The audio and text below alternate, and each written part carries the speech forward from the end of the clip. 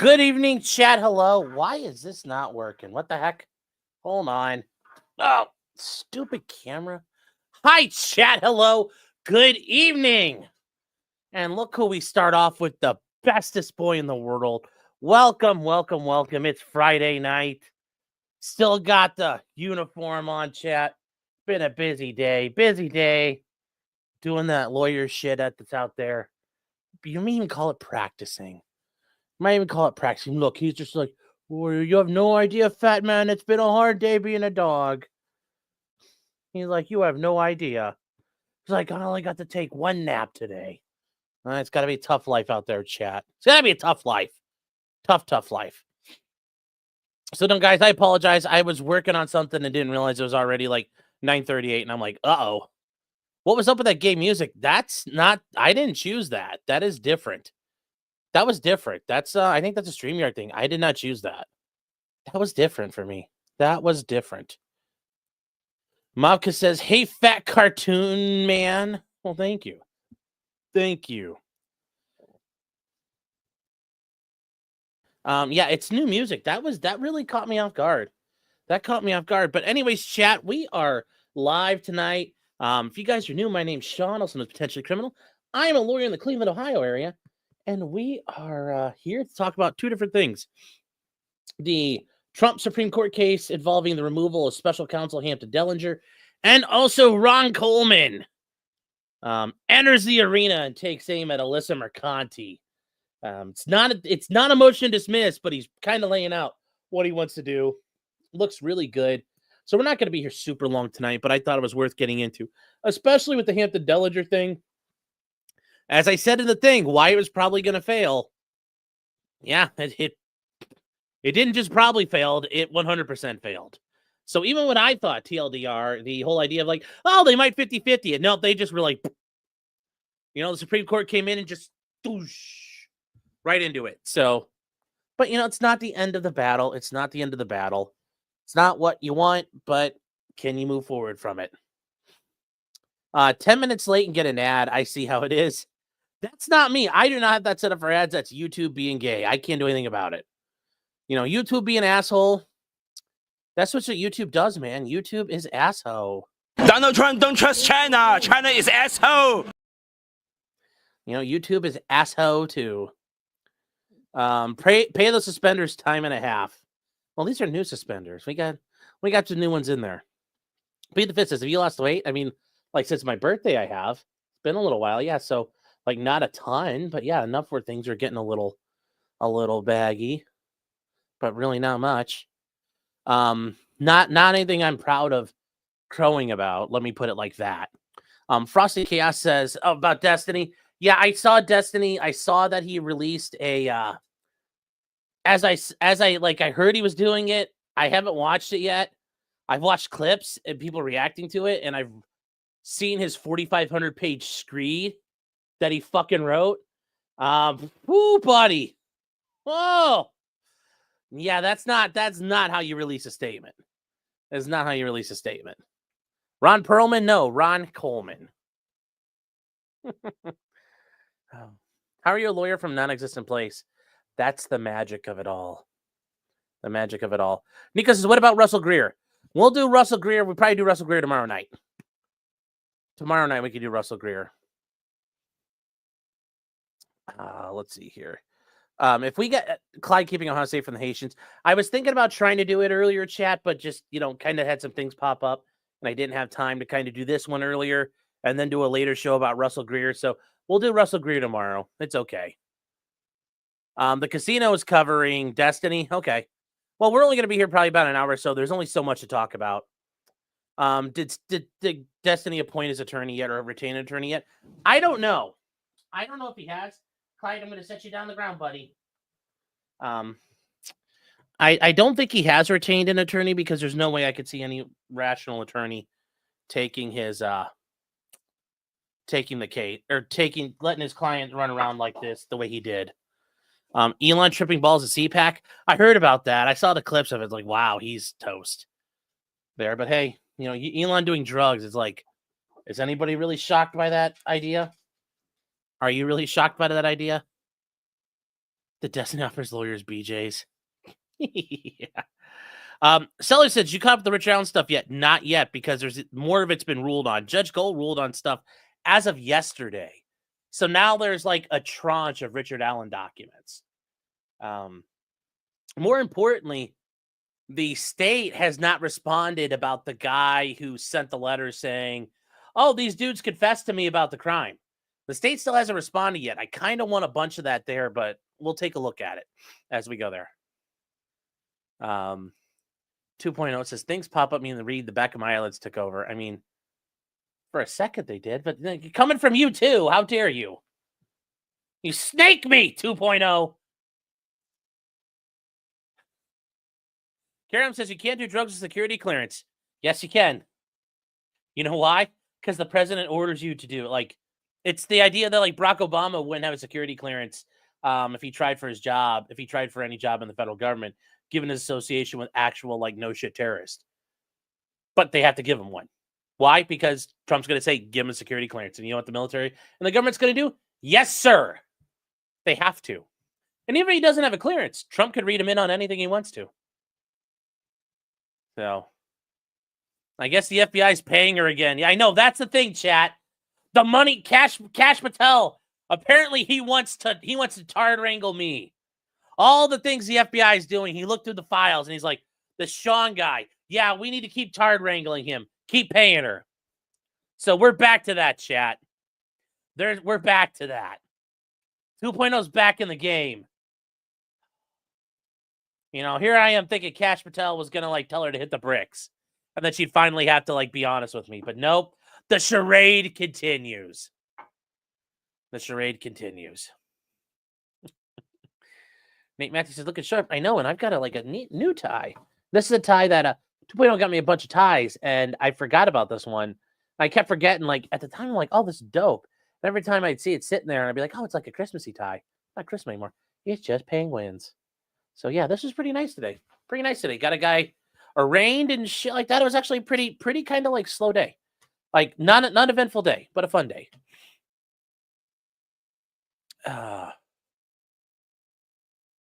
Benjamin Lewis saying, don't go 7 years ago on your teeth cleaned. That hurt, but it reset that clock. Well, I bet it did.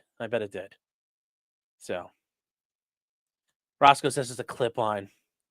If they made good enough clip-ons, trust me, buddy, I'd be wearing them. So would most attorneys.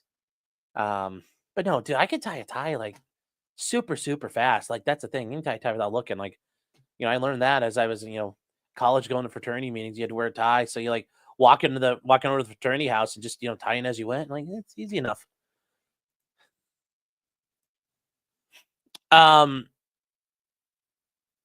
Jim, this is a good question here.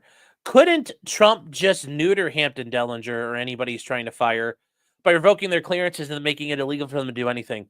No. The TRO says they can't be restricted in any way.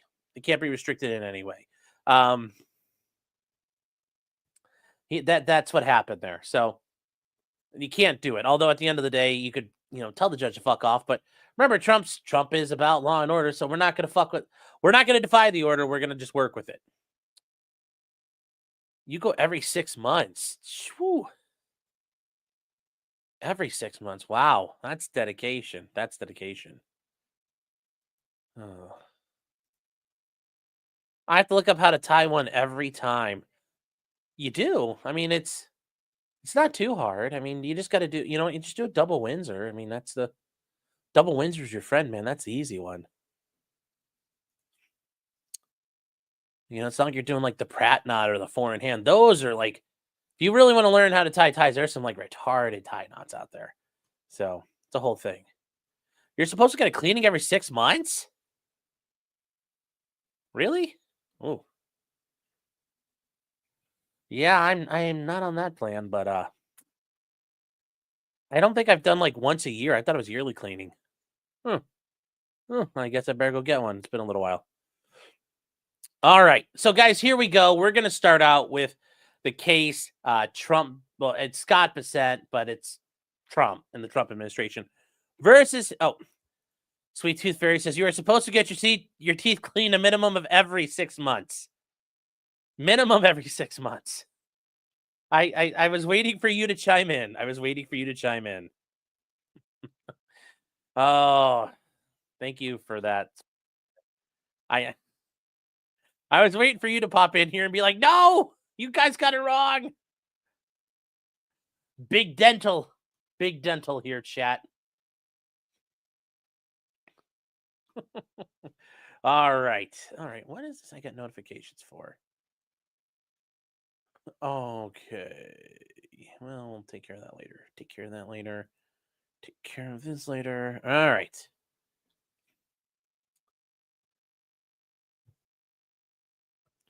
I'm scheduled again June. Wow. I was good every 6-month cleaning, but not so good lately. Yeah. Well, last time I wore ties my second wedding 6 years ago. Well, I mean, like, you can always have them, like, tied, and then you just take it off, and it just hangs, like, you can hang it loose, and then when you need to, just, like, I mean, that's a way to do it. That is a way to do it with the ties.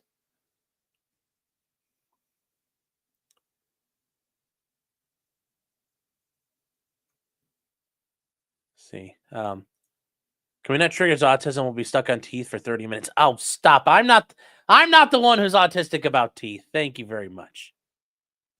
I haven't visited a dentist once in the last 40 years. Whoa, buddy. I don't know about that one.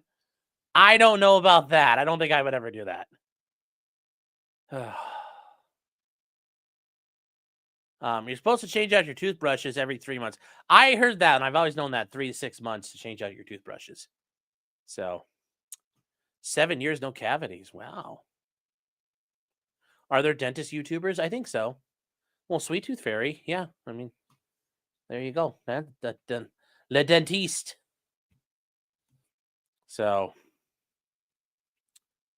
all right, chat. So here we go. It is time to move on. You guys remember, this is the case of Hampton Dellinger suing the Trump administration. You guys remember, Hampton Dellinger is the Office of Special Counsel, the head, basically the special counsel running the Office of Special Counsel. Kind of where the name comes from. It makes a lot of sense that he does that. Well, remember, we talked about what his job is. A special counsel has a special job. I tied for that tie for graduation. I've never undone it. The special counsel's job, chat, is primarily to work with whistleblowers and work on helping people gain agency protection for things that are happening that are unfair and improper treatment under various discrimination theories and things that happen as far as things are concerned there. That is the primary issue. They do investigations. They may initiate actions to stop unlawful conduct. They can report to Congress, and then they can send people to the Merit Security Protection Board. The Merit System Protection Board, where people can be protected from further government overreach. And it's an organization that protects them. Remember, I said, well, one of the things pending there was Trump had fired that person, the head of that. Well, that has been stayed also by a TRO. So it's not just that. This is not the first time those things have happened. Now, we are on to here. And this is only 5 pages, chat. So here we go. And I was surprised this took this long. I thought they would have acted far sooner, but they didn't. And it makes me wonder, and this is something where I talked with the couple attorneys I know and other people I know they agreed, they were surprised it took this long. Because by the 18th, they had everything. And then it took them this many days to get to it. Well, it's just like, what the hell happened? What the hell happened? Why did it take this long? So it has not been out there and released yet. But this is the opinion itself. This is the order. It's more of an order than an opinion. And here you go. If you want to cite it, it's available. And it's the Supreme Court of the United States, Les États-Unis. And it's Scott Bessent, Secretary of the Treasury et al. Versus Hampton Dellinger, Special Counsel of the Office of Special Counsel. And this is where, as Trump and the Trump administration filed it, is an application to vacate the order issued by the district court. So basically, they're asking to vacate the TRO and the effects of the TRO. Now, remember, They had done this seeking that, but they had also filed things seeking under the All Writs Act, like the Writ of Mandamus, other nonsense like that. But I still think it was not done cleanly. And other attorneys I've talked to, including a couple who do a lot of federal practice in DC, one has done a lot of DC stuff. He agrees that wasn't probably done cleanly. They probably should have really focused on the writ aspect, but whatever. That is what we're dealing with. So here we go. And this is from the court. It says, this matter concerns the president's action to remove Dellinger from his position as special counsel. Dellinger challenged the without cause removal. Remember, under the special counsel provisions, he can only be removed for incompetence, neglect of duty, or inefficiency, or maliciousness. So on February 12th, they issued a TRO, temporary restraining order, providing Dellinger should remain in office until the court ruled on the motion for a preliminary injunction. The district court scheduled the hearing for February 26th, the day the TRO expires. Pending before this court is the government's application to vacate. Dellinger filed a response. The government filed a reply. The question is thus fully briefed before the court. So that's how it works. So you file a motion or an application. There's a response in opposition, and then you get the chance to do a reply. That's the typical, as we talked about this before. You have motion, response, and then a reply. You don't generally get sir reply and then sir and the blah blah blah. Generally, you get it's a back and forth. And the person who filed first gets a chance to respond to all the points, and that's generally it. And it says, although it acknowledges that this court typically doesn't have appellate jurisdiction over TROs, the government urges us to construe the TRO as a preliminary injunction or to exercise jurisdiction under the All Writs Act in light of the core executive power assertedly restrained. They talk about and they cite the application. In his opposition, Dellinger repeatedly notes the TRO will expire by its terms in 8, now 5 days. Yes, it's quite quickly running out. Remember, chat, it goes till the 26th. So it goes till next Wednesday.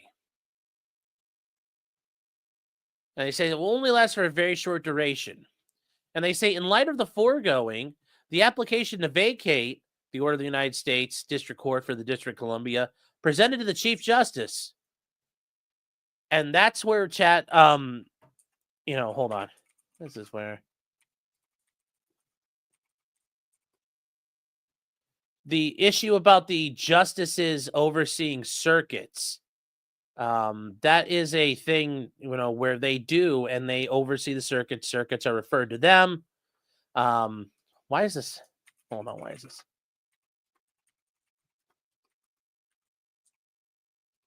Why is this not running? They aren't writing circuit. It's called a circuit assignment. And if you guys have not seen that before, this is what happens here. So, for example, when Joe, good logic, appealed up to the Supreme Court and sought an emergency order, he had to go through the Second Circuit because he was in New York. And the Second Circuit is overseen by Sonia Sotomayor. So the District of Columbia is seen by John Roberts, the Chief Justice. So it all depends on where you are. So initially, that's why it's referred to the Chief Justice, and you see it there. And if you guys ever wondered, each federal circuit has a Supreme Court justice overriding it. And you're like, well, hey, overseeing it. You're like, well, wait, there's only 9 and there's 13 circuits. How does that work? Well, that's how they do this. And John Roberts has a couple of them. So, and he's got the DC circuit, he's got the 4th circuit, and he's also got the federal circuit. So there are, and this is how it breaks down from here. So they talk, and you guys can highlight it there. So if you're in the 8th circuit, you got Brett Kavanaugh. Where I'm at in the 6th circuit, we've got Brewski Brett as well. So if I was in a situation with a client and we had to seek an emergency motion or an emergency order, we'd have to seek out Justice Kavanaugh. It all depends on where you live and where you're at as far as what's done there. So that's why it was at the Chief Justice's position. Wombat Mommy says, all I'm hearing is get wrecked, feds. Well, I mean, Trump is a fed, so yeah, Trump is getting wrecked. Now, and they go on here and they say it's presented by the chief counsel and referred. So until and by him, the court is held, referred to the court. So this issue is held in abeyance until February 26th when the TRO is set to expire. So right now, the Supreme Court is completely punted. And as I told you before, guys, the issue traditionally with the TRO or any sort of preliminary injunction issue is you generally don't get to appeal those because they're temporary in nature. You have to have a final order on something to effectively appeal it. Interim orders and temporary orders at the federal level and the state level are generally not considered that way. Now, I do think there's a big problem here, though, because this is a massive, and here's the thing. They punted for now till the 26th. The order, this is not going away. And I guarantee you this judge is probably going to keep it in place. They're going to have to address it, so they put it off for like 3-4 weeks. I don't think this changes much for them. So, but as stated with things, if there is something to be followed, they'd rather try to preserve whatever institutional views they have and the views of their being and fair or whatever it is they're doing here. So they'll explain to you what happened. So in light of the foregoing, that it's, and John Roberts is saying, basically, I'm not going to do anything about this because it's almost done. Which I think is a shitty way to look at it. He should have made a real decision, one way or the other. Just going, oh, well, you know, we're kind of taking care of it and then we'll deal with it later. This was kind of like the chicken shit way out. Like, at least make a decision. But hey, you know what? That's what you get to do when you're in charge. Now, Justice Sotomayor and Justice Jackson would deny the application. So they're making it clear where they stand right now. They're making it clear they are very much, I should wear more of this royal blue. I also have a darker blue, too, that I wear. They are making it clear. So right now, Sotomayor and Jackson are making it clear they're pretty much against this idea.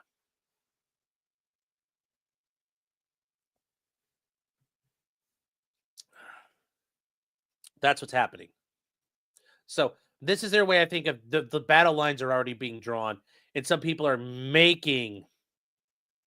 The blue compliments my hair and beard. Thank you. They are making it known that I think they would deny this application and they would very much support it anyway. Roberts is kind of punting.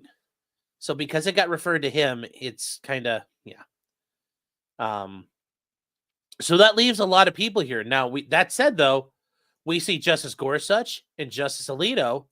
They join in dissenting from the order holding the application in abeyance. So right now, we've got two of them. Two of them are against, and two of them are for it. The Chief Justice is kind of fucked off into the middle. So where does that leave the rest? Notice who did, and I'll tell you, I'll spoil it right now, chat. This is the dissent. So there is no Clarence Thomas. He didn't bother writing on this. Kavanaugh didn't write on this. And Barrett didn't write on this or make a position. So we've got some people that are kind of sitting there. We don't really know where they're at. And Kagan. So there's 4 of them. Kavanaugh, Kagan, Thomas, and Barrett. They notice they're not here. These are the only names you'll see. These are the only names you'll see, chat. So it's there are some battle lines being drawn. There are some battle lines being drawn, but it's not been fully sorted out yet.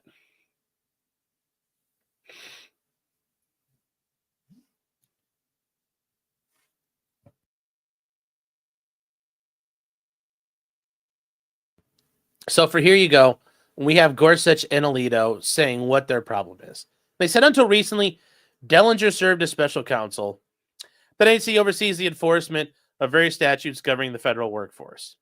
And that's actually a very succinct way of putting the title. Yes. And the special counsel is appointed by the president with advice and consent of the Senate for a 5-year term. They said February 7th, the president removed Dellinger and say Dellinger responded by suing the president and other officials. Dellinger also sought interim equitable relief restoring to his post while the lawsuit unfolds.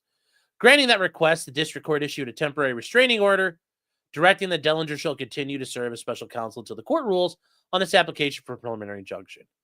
And they said over the judge's dissent in the D.C. Circuit, remember it was a 2-1 decision, a panel of the D.C. Circuit held it lacked jurisdiction to review the TRO. The president and other defendants promptly filed the application in this court asking us to vacate. And they said the court instead holds the application in abeyance.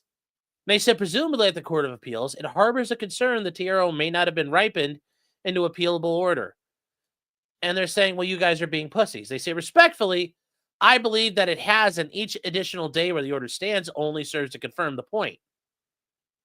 Unlike preliminary injunctions, of course, TROs are generally not appealable, but exceptions exist, preventing district courts from shielding their orders from appellate review. They say, and Judge Katsas recounted below here that there are powerful reasons to look behind the label. Acknowledge that this TRO acts as a preliminary injunction and review its lawfulness. Once again, chat, they're citing Wright and Miller, just like has been previously cited.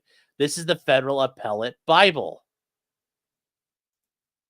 If you are doing if you're doing civil procedure work, Wright and Miller is your Bible. Okay? And they say that as a starting point in that review, we consider that we know about the remedy the district court ordered. The court effectively commanded the president and other executive branch officials to recognize and work with someone who the president sought to remove from office. Whether labeled a TRO or an injunction, that order provided an equitable remedy. Under this court's precedents, however, a federal court may issue an equitable remedy if only at the time of the nation's founding it was a remedy traditionally accorded by courts of equity. So you guys might say, that's kind of like a Bruin thing. You can only do stuff if there's an analogous corresponding thing or something that existed around the time of the founding. And yes, that is how courts generally view the equity issues. They say that limitation would seem to pose a problem here. For courts of equity at the time of the founding were apparently powerless to restrain an executive officer from making a removal of a subordinate appointee. And they talk about a case going back to 1898.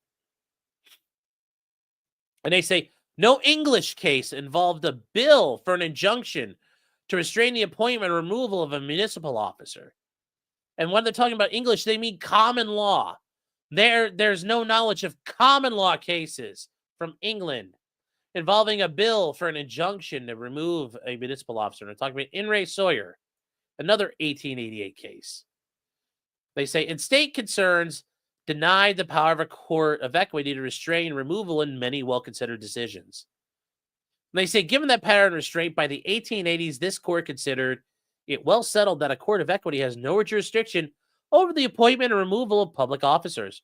Now, remember, chat, we talked about the issue here. You have equity and law. They're separate things. Now, in America, you deal with courts of law and courts of equity are merged now. So courts can grant equitable decisions and equitable remedies. And they're saying that this is not an equitable decision. This is not something a court of equity can do. And they say, to be sure, throughout the nation's history, various presidentially appointed officials have contested their removal, and courts have heard and passed on their claims. But those officials have generally sought remedies like back pay, not injunctive relief like reinstatement. Once again, chat, remember what I told you. We've talked about this here. Alito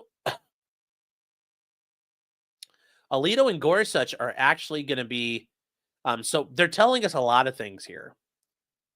Alito and Gorsuch, who I believe were in Celia Law's majority of that, they are coming in here and look what they're citing, Humphrey's executor.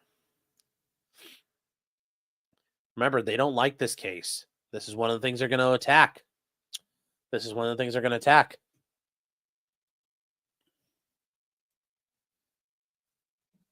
So the closest parties have come to identifying a precedent for the district court's remedial order is just a single unpublished district court decision purporting to enjoin the president from removing 2 government officials from office. That's really bad because the court on it, like, that's impressive that they went through and found this. that's really fucking bad. When you have a single unpublished decision you're citing, that's not good at all. That's not good at all, chat. That is not how you want to start this off. They say, in that case, involved members of a temporary, like, multi-member agency, not an official like Dellinger, who wields significant prosecutorial invested power as the sole head of a 129-person office. They say, in response to all this, Dellinger stresses the courts have traditionally entertained petitions for writs of quo warranto. Now, this is a case, that's one where you typically have people involving taking an office, or if you want somebody who's not allowed to take an office. Quo warranto is a writ, just like habeas corpus, mandamus, writ of procedendo, writ of prohibition. There's a lot of writs. Those writs are old common law things that exist. Those are the common writs you deal with now. Certiorari is a writ. And that's where you're like, well, why do we do that anymore? Well, that's what the writs are for. It's an order to do something. And those are the typical writs. So a writ is just, it's a fancy order. There's also what's called a writ of assistance that happens in governments and the courts. Yes, habeas fritus, the writ of cope.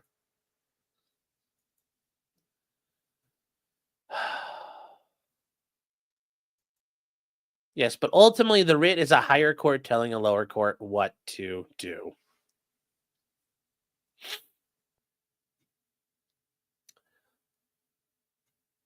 And I'm going to...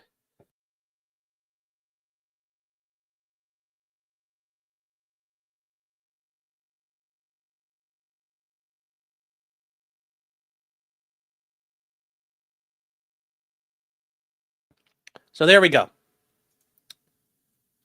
To decide which of two claimants is entitled to an office. And that's correct, but it's unclear how Dellinger might defend the district court's exercise of its equitable remedy by pointing to a distinct legal remedy he never sought. And that's very important. If you didn't actually seek the remedy, remember, chat, if you don't do it at the trial court level, you're generally precluded from arguing in it on appeal. And it's also something the district court never invoked, and the procedures for which he did not follow. So right here, chat, this tells you Gorsuch and Alito are 100% against this. They think he should be removed. They think this is all bullshit. This is Dunsky. And they say, if anything, the potential availability of quo warranto would seem to cut against recognizing a novel equitable power to return an agency head to his office. And it says, for a court of equity will not entertain a case for relief where the complainant has an adequate legal remedy. And that's true. If there's a legal remedy, you would rather use a legal remedy than an equitable remedy. And remember, that was back when you had the separate courts, but even now, that's how it works. And they say the district court grappled with none of the complications before ordering Dellinger's reinstatement. And if there are answers raised, they appear nowhere in that decision. They say, accordingly, I would vacate the district court's order and remand with instructions to consider the boundaries of traditional equitable relief. So like I said, this is where the court could, they would have, one of the ways they could have done this, they'd have been like, hey, you guys, you're kind of screwing up. You might want to fix this. But that didn't happen. So that is it. And they say, given the questions associated with the district court's remedy, they say, I do not address at this time the president's contention. So they're just saying that this is so fucked up, we wouldn't even bother addressing the parents' arguments. And they say, and Judge Katz's assessment that the district court order relies on a mistaken view of the merits of the removal claim. They're basically saying we wouldn't have even gotten that far. They're saying we wouldn't have even gotten that far to whether addressing the merits of the claim. It's the idea you can't even do this. So it doesn't matter that whether or not you can assess anything, you had no legal authority to do what you did. So where does that tell us right now? Remember, it's 2-2 right now. If we're trying to count the courts, there's 2 people in support and there's 2 people against. And that's all we know. So right now we have against Trump, what he's trying to do is Sotomayor and Jackson. As far as what else we're trying to look at, we've got other considerations here. So we got Gorsuch and Alito who are on his side. So right now it's 2v2. Chief Justice, I don't know where he's at. He's probably going to punt again because he's a puss. But that leaves Gorsuch. Leaves Kavanaugh, Thomas, and Thomas is going to side with Trump. With Kavanaugh, I think so. And then it becomes down to Barrett. And is Barrett going to do it? So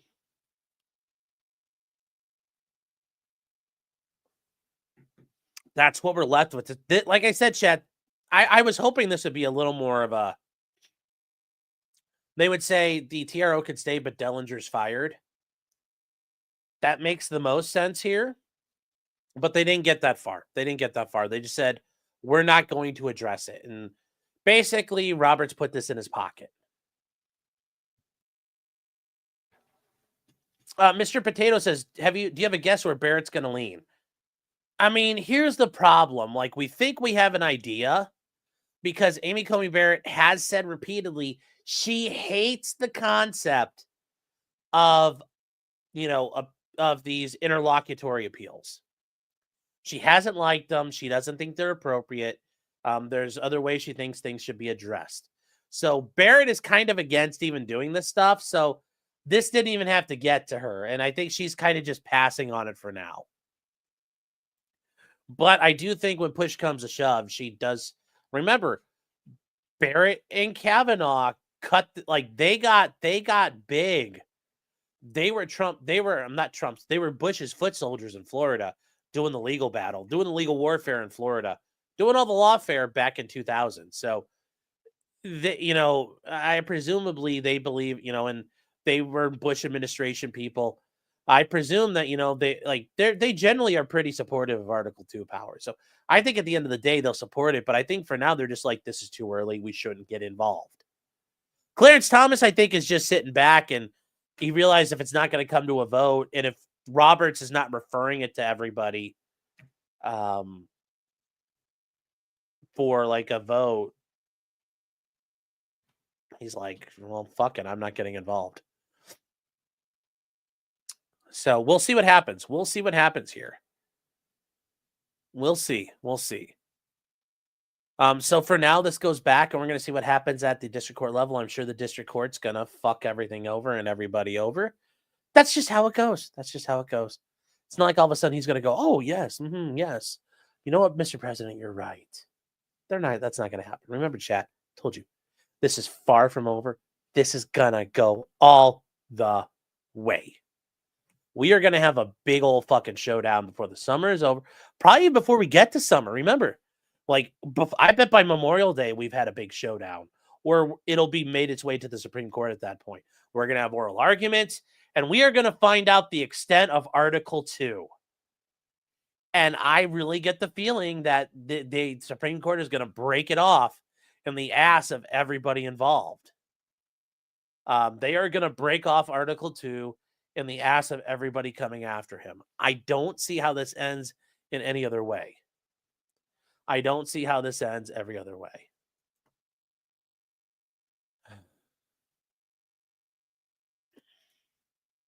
It's just the nature of the thing. It's just the nature of the game, chat. I don't know how else to describe it. They're going to go down over their skis and yeah. But it's going to have to play out. Sadly, it's going to have to play out. But in the meantime, Trump has been chugging along, doing what he's got to do. Our boy Donnie. I mean, yes, our boy Donnie. Yep. You know him, you love him, chat. Our boy Donnie, he's taking care of business. So, good on him. And if you guys didn't notice, I put the books up here now. We are trying a little bit of a different layout, trying to make the studio a little more bright because somebody talked to someone. They had a critique. I think a very honest critique, like, hey, it seems a little dark in there. So we're trying to come up with some different things, changing stuff up. So eliminate federal worker protections. Well, we'll see it happens. We'll see what happens. Jefferson Post says that this TRO stuff stands and becomes commonplace. Article 2 is fully neutered. Yes, and I don't think they're going to let it happen. I think the Supreme Court is going to break this off. We're going to see, like, worst case scenario for people is like total TRO death, which I think is very likely to happen here. The Supreme Court is very upset.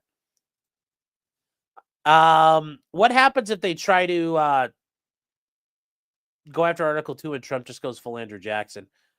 I mean, I think that's the thing the Supreme Court at the end of the day is going to be terrified of, especially someone like Roberts. They don't want to see that. So, and they can't just let these inferior courts do this. So they're going to have to do something. They're going to have to do something. Have you seen Joe? No, Joe's doing Shabbos. More lights. I'm working on that. We're trying to work on some more lighting here. They get some neon baldos to brighten it up. They will ruin it for everyone. They will ruin it for everybody.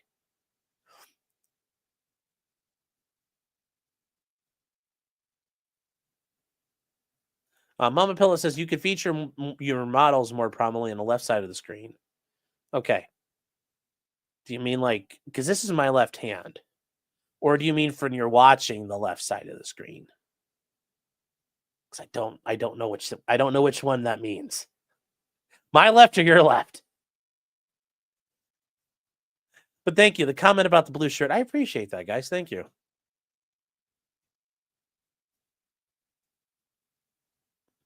So, I need bisexual lighting. Yes, stage left, I think they mean. I think so too, but stage left, dummy. Well, I'm trying to make sure we clarify which left. Have I tried the mercury vapor lights? That doesn't sound safe. That doesn't sound safe. I don't know if that's a good idea. So, all right. Stephen Bunt says, I hope it's at least a silver lining split the baby solution thought it would be. Sorry. Yeah, I got news for you. Jefferson Post, member for 6 months. Thank you for the support, man. I appreciate it. He says, Sean's advice, it's cringe to cope and Sneed. Yeah, but you know what? Hold on. Joe Schmo's over there catching up at 8 minutes at 2 times speed. So if I talk really fast, what's it going to do for you? Wombat Mommy says, are you saying you're a Fed? No, I'm saying 2.0 is a Fed. I'm saying 2.0 is a Fed. She's my Fed handler. She's my Tard Wrangler. That's what she does. That's what she does.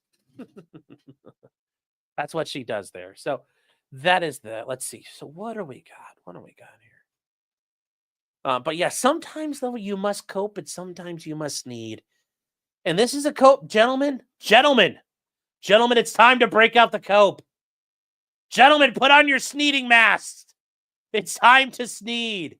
This is a sneeding moment. You know, this is it's like Bane where he's like, now's not the time for sneeding. That comes later. Yes, this is the time to Sneed, gentlemen. I'm not happy with this decision. I think it's bullshit, but hey, it is where we are. And like I said, I didn't want to be right, but I'd rather tell you what I think is going to happen than run around gassing you up saying it's in the bag when I know it's not in the bag. So I never want to do that to you guys and tell you it's all in the bag. Because it never is. It never is. And I gain nothing by gassing you guys up and getting your hopes up and then having to come in here and be like, well, oh my God, what happened? Like, that's not fair to anybody. It's not fair to anyone. CG is a new member. CG, thanks, man. Like we said, good to have you around. Hope you're doing well. Hope you're healing up. Thank you for doing your part, joining up to fight this gray menace. Doing your part. Are you? Are you doing your part? No, this man here. This man right here. He's doing his part. No. I'm just saying, Chad, are you getting into it? Are you getting into it? Are you doing your part? Are you doing your part? Huh? Huh? Are you doing your part? Are you doing your part? I'm always ready to do my part. Knocked my sparkling water over. Oh no. That's a mess. Oh no. Oh no, chat. A sparkling water fell over. Oh, well, it's mostly empty. There we go. There we go. Dried up. There we go. Took care of it. Took care of it. Unhung Hero says suspenders and a belt. Yeah, well, no, just suspenders. Just suspenders. Linda Richards says Elon tripping balls at CPAC. Yeah, it's very interesting. Like he looks so weird with the sunglasses on and shit. Like, and I'm not gonna lie, I've never been a big CPAC guy traditionally. Even back in the day, like I knew kids like in college, they were like, "Well, I'm going to CPAC." Like I bet they had a great time. It sounds like they did. Just never been my thing. Never been my thing. Even when like Rush Limbaugh and people would be at it back in the day, just never big. And CPAC is a conservative political action convention. It's a very interesting thing as far as the people they have there. And then President Milei from Argentina showing up and giving Elon the chainsaw and everything. Like that whole thing was just like, I was like, even me, chat. I was like, gay. Just a little bit. Danny Harvesty says, Roberts is weak and ineffective, Chief Justice. He cannot even find the Dobbs leaker. That implies he wanted to find the Dobbs leaker. And Nate Matthews says, look out! Here comes Clarence Thomas with the folding chair. Woo! Oh, no! Yes. And his name is Clarence Thomas.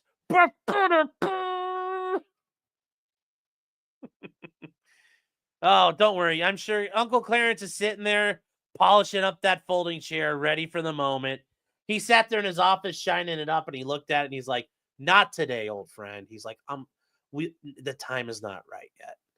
He's like, I'll bring you out the next conference meeting. Moto Man says, I see that RPG. Yes, you do. Yes, you do. You see that RPG right there. Yep.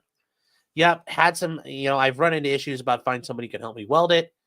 And it looks like we might have a crack in it partway down the barrel, partway down the tube, which is giving me a little bit of a concern because the person looked at it and they're like, I have a concern about the crack.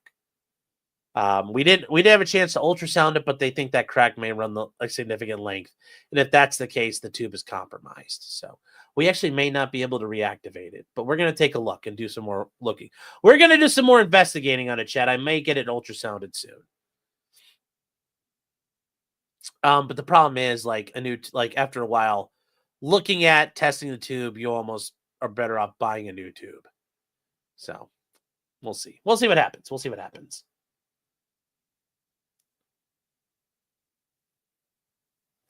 So, and then Yamal says, oh, wow, the federal practice or procedure is a lot of books. Yes, 12,000. Yeah. Dude, like law books are expensive, man. But yeah, that's buying like those books, like these books right here, like those cost like brand new what it cost a shitload. And just like most attorneys, they're mainly props nowadays. You don't really need them. You have the internet. So I know, for example, people watch Suits and they have that law library and they show somebody picking a book off the shelf and reading it. Nobody fucking does that. Some like old boomers would, but not really most people. Most people just, what they'd be doing? Open up the laptop or opening up their tablet and going. Danny Hardesty says the lesson is an inferior federal trial court can limit the Article 2 power for the length of a TRO. Don't like it. For now, yes, but I have a feeling that's not going to stick around much longer. These courts have really worn out their welcome. They are in for a buck breaking. They are in for a destiny breaking. And Summonable Trap says, and good, I don't think I've seen you around before, but welcome. Thank you for being here. It says, what do we get first, the body cam or the locals gift? Probably the body cam, but like I said, I still don't know the time frame on the body cam, but the locals gift, what is it going to be in number one? What is it going to be in then number two? Are you really going to want it?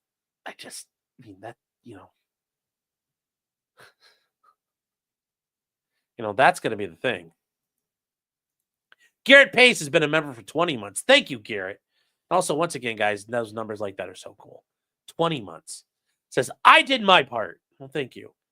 And then Swizgar for 20 subs. Let's go, Chad. It's Friday night. Let's go. Squizguard dropping a fucking J-Dam on the Grays. Coming in hot. Just coming to find you, Grays. Coming to find you. Here comes Squizguard, chat. You got nowhere to run.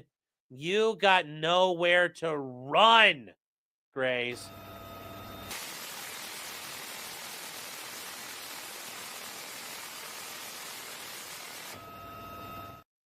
Nowhere to run, Grays. That's Squizguard putting in the work.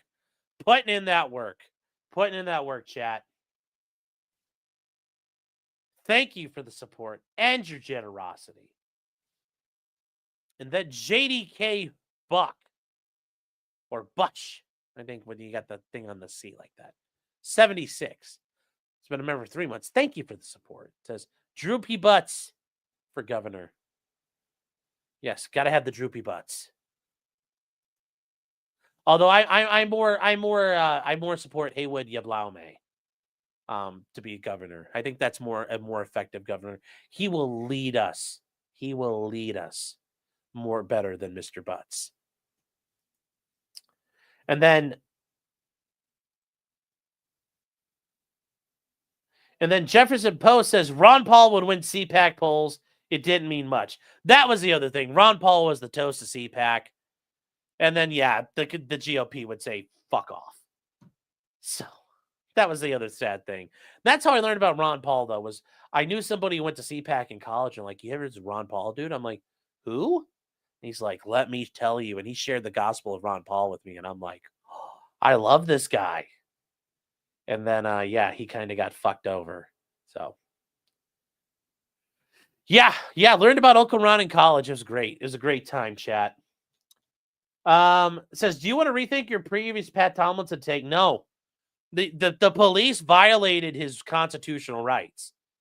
Like, I truly think that happened. Unless there's an update I'm not aware of, and I didn't see an update on the farms. But I haven't looked at his case. I haven't looked at his thread for a while. He should win money. Like, they straight up fucking violated his 4th and 5th Amendment rights repeatedly. So, no, I have no problem backing Patrick on that. Like, he got fucked over by the police. Was not fair. To not be confused with Paul Ryan, very correct. Have you met Haywood Yablaume's cousin, Supfool? Oh. Ron Paul was a king of online polls. Yes, he was. Well, he was. Jack Mayhoff for state treasurer. Yes.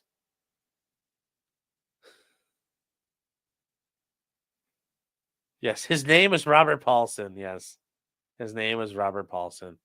Is Pam Bondi going to release the Epstein list? No. She says they're going to do it, just like they're going to release the JFK stuff. And then it turned out, well, we're going to work with the intelligence community to figure out what we can release and not release. It's not. Chat, it's not coming out. Once again, I'll be happy to be wrong. I'll be happy to be wrong. And I'll be happy to eat crow. But it's not going to happen. Not going to happen.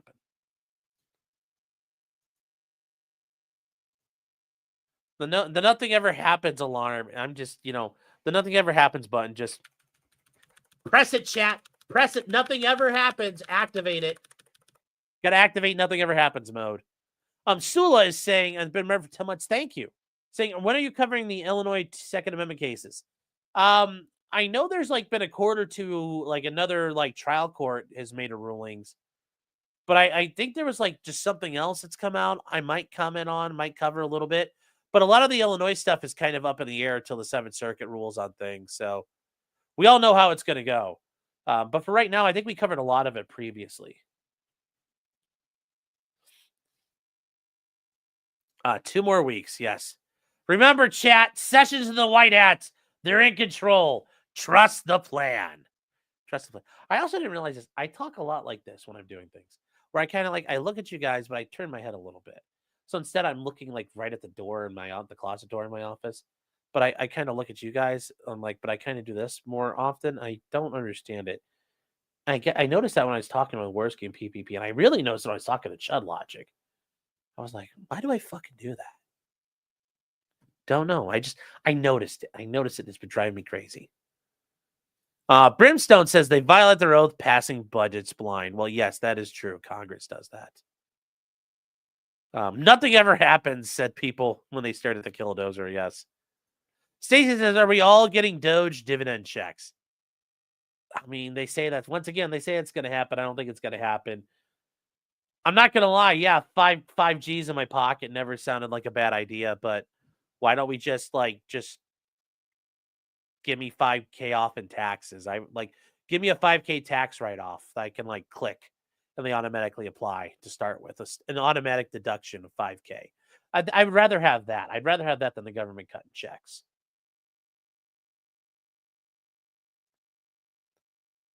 Curious Contrarian for $4.99 says, Safa, deep state, Safa. Yes, there are all kinds of feds getting laid off. The funniest one I saw was this guy in Yosemite. He was in charge of he had intimate knowledge of how the locks worked on different bathrooms where people were getting locked in. And it's like, well, why don't we fix the fucking locks on the buildings so that doesn't happen? And we don't have to have some guy who knows how to pick locks. Why don't we make the buildings fucking fixed? That makes a lot more sense. But what do I know? Memes content nuke is going to be 2 hours of me being wrong. It's like, you know what? You say that like it's meant to be funny. In reality of me being wrong, it's like when Vic Mackey does his proffer to the feds and he looks at the tape recorder and he's like, how much more room does that thing have? It's like, you need a lot more than 2 hours, dude. It's going to be like Chris Chan. You're going to need part 85. Oh. Pam Bondi's 60? I did not know that. She must use witchcraft. Maybe. I didn't know she was 60. Frag Bob says that's the autism kicking in. Can't make extended eye contact with chat. But I do, though. I just turned my head.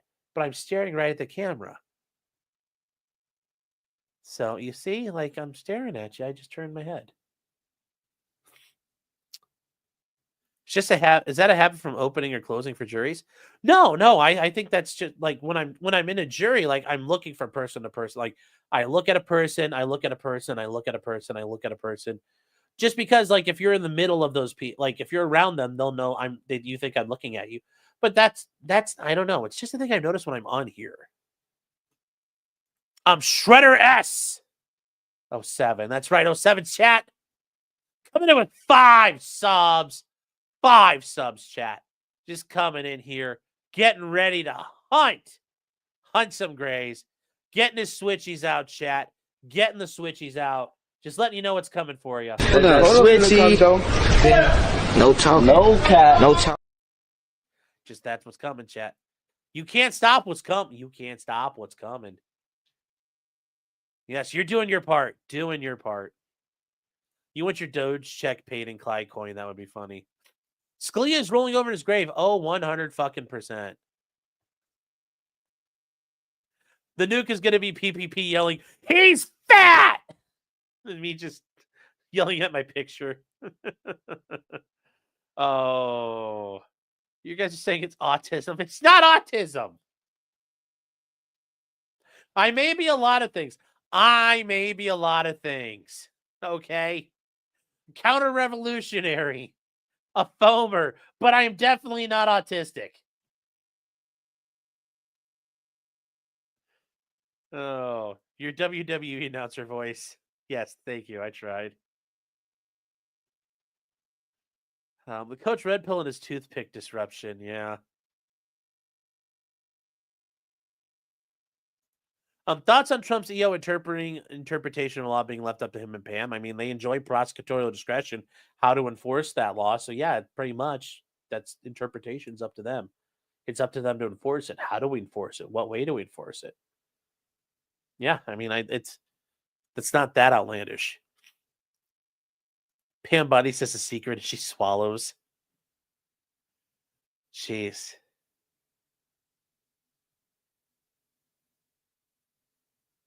Oh, 07 going hot, yes. You're still gray and proud. I've never heard of anybody ever being proud to be a gray, but yeah. Foamer implies autism, yeah. I don't know how the nuke is. I don't know how to make a sandwich. It's all a grift. That was the most autistic thing I've ever heard. Just trying to make a joke. It's like it's the Simpsons thing where Grandpa Simpson's like, my Homer's a lot of things, and he says like he might be a things and a communist, but he's not a such and such. That's what I was trying to make fun of there. I may have Alzheimer's, but at least I don't. Clip it. I admitted being a phoner. Bonnie is a Scientologist? No, she's not. Hold on here. What the fuck? Okay. So she's not a Scientologist, but she has let's see here. Okay, so her Scientology ties explained. Okay, so she's accepted money and she did a fundraiser. It was organized by a bunch of Scientologists. Okay. They toured a Scientology facility along with some other government officials. She said she's worked with them for anti-drug and human trafficking things. It's like, okay, so did Pam Bondi ask where Shelley Miscavige is? Because that was a big thing. Speaking of human trafficking, where is Shelley Miscavige?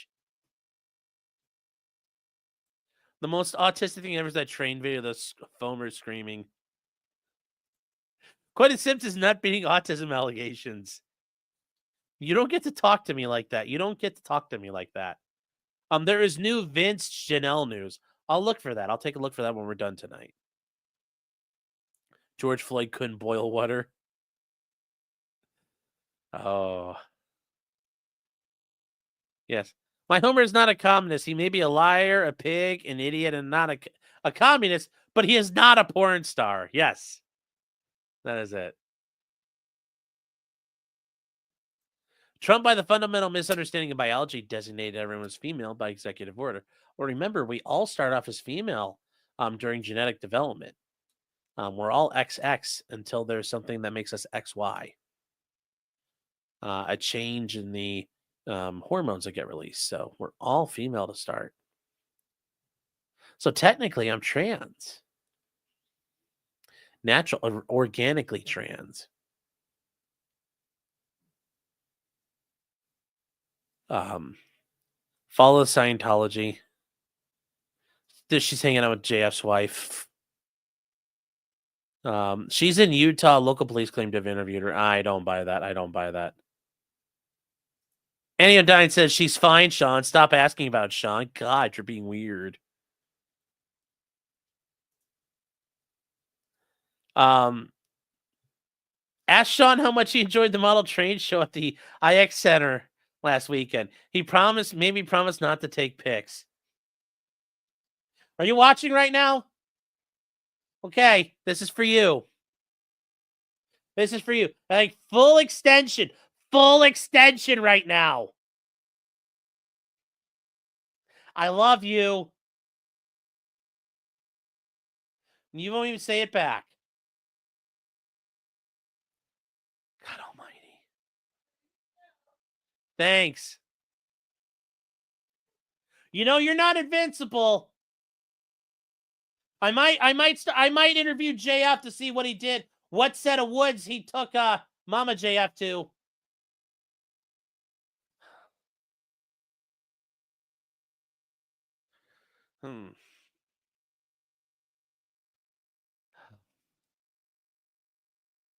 Trains rule. Full Fed post in action. I know. See, chat, this is how the feds work. They discredit you. That's her job, is to tard wrangle me and make sure I don't cause problems. And just like COINTELPRO, when the FBI ruined organizing movements and protest movements, they destroy them and disrupt them. Oh, she loves the way you love model trains in your blicky. Oh, God. It's not a convention center. It's the International Exposition Center. The IX Center is massive. It used to be a tank factory during World War II. And then they cleared it out. Like, it's so big, it's got a fucking Ferris wheel inside. And during the winter here in Cleveland, like, they had, like, it was an amusement park. They'd set it up. That's what I just said. Yes. Like, they'd bring in all kinds of, like, carnival rides and shit. You could go there. At the IX Indoor Amusement Park. Oh. Potato Lives Matter. Yes. Yes. Yes. So cool. So fun. Frag Bob says, I may be many things, but I'm not autistic.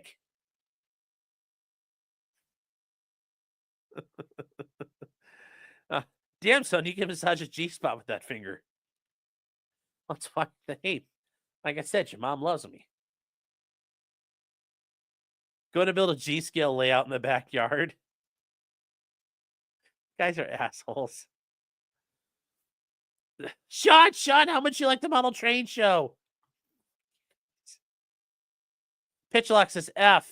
Oh, you can't build your own towers. That's not how this works. No, you also, and then Job Well Done jumps in and fucking ruins it for you. So, like, you were building your own tower and it was right. The Job Well Done's like, I'm going to fuck it up.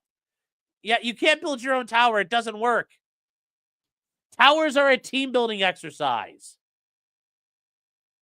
I just got Enrique Tarrio. Well, no, I just got Enrique Tarrio was a Fed too. So, do I need help with the knife in my back? No. Jared says, how much did you like the model train show at the IX Center, Sean? Oh my God. Your tism is showing. Your tism showing. Lima is the only tank factory in the United States. Yes. The IX Center was a tank factory in World War II. I'm not talking about recently. It was like they made Shermans there. Yes, the United States Tank Factory, the tank plant is in Lima, Ohio. It's currently run by General Dynamics Land Systems. They are the contractor. Zaxarian says, I saw the big Cleveland jail, the Cuyahoga County jail, next to the Brown Stadium on lockup the other night. Yes. Yes. Really? That's cool. Yeah, it's a different one. It's you know, it's old tower style. Oh.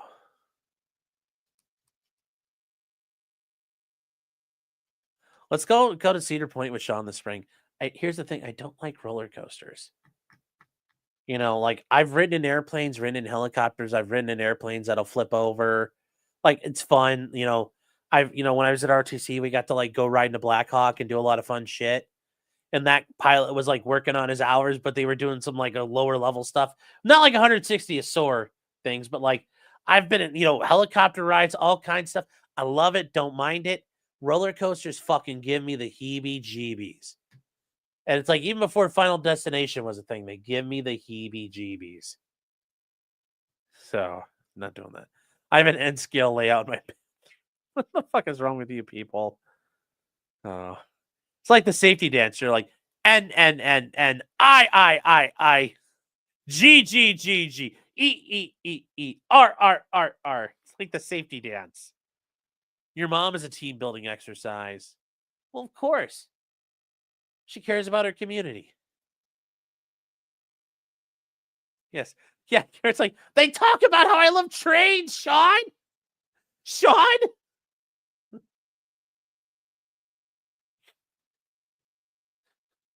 They say I love hentai, Sean. Oh. We need a foamer emote. I think there's a foamer emote. I thought there was one.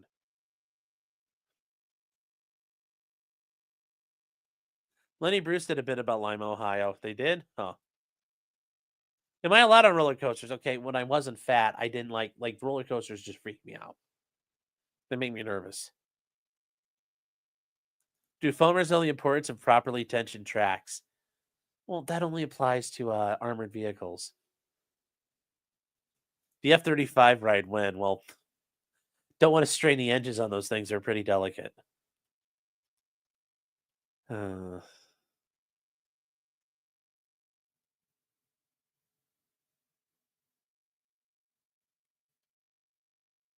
Show Sean the clip of that amusement park ride breaking down as people ride it. Yeah, I'm not gonna. Yeah, I'm good. My whole deployment fine. Last helo ride got sick, held it in. Got about 2 steps back and threw all over the flight line. Oof. Damn, that sucks. Well, shit, you were in the Marines, so you had to ride in the fucking Ospreys, man. You are a very brave man. You kept getting into those things. Helicopters run off space magic and willpower. The way it was explained to me by a guy I know who flies helicopters, helicopters fly because of money and magic. I'm silly maxing, yeah. Well, we got to move on. They say I squeal like a little girl when I hear a train horn, Sean. They say I like building models, Sean. Judge Ho is not dismissing the Eric Adams case for now. Yeah, I don't see how he has the fucking authority to do it. It's being dismissed. Guess what? You fucking dismiss. Judge Ho refuses to put the fries in the bag. Oh, you were doing pre-Osprey, the CH-46. God's right. God, yeah, I know, but the C, what do they call them in the Navy? The CH-46, is that the Sea Knight? Yeah, those look so like, they don't look as cool as the Chinook. Like I think the Chinooks are like a much better, I think that they're a much better looking setup. I think they're, the CH-47 I think just looks better. Especially how it's got like the sponsons on the side. Like I think that's just a better look for them. The Navy ones just look so fragile. Look fragile. The Sea Knight, the Sea Stallion, the Super Stallions. Okay, not gonna lie, the Super Stallions are the coolest looking things ever as far as helicopters are concerned. It's like the Super Frelon the French used to have. Those heavy lift helicopters like that are awesome. Also, the cool thing about Sea Stallion, that's Blackout and Transformers. He's a Sea Stallion, and I was like, that first Transformers still one of the coolest movies ever. Going back to childhood. The state could just immediately arrest without no case. Yeah, that's the funny thing there. And that's what you could do. Let's say the judge was refusing to drop the case. They can say, fine, Your Honor, we'll go to trial. And they could say, all right, we're ready for opening arguments. They would go through them. And then it's like, all right, state, you may present your case. And Emil Bove could stand up and say, Your Honor, the state rests. At that point, like, we're done. Thank you. And guess what Eric Adams starting to do? Your Honor, we move for dismissal. We move for an acquittal, and the judge will have to quit. Like, so, judge wants to fuck around. That's like, he really will have to fuck around.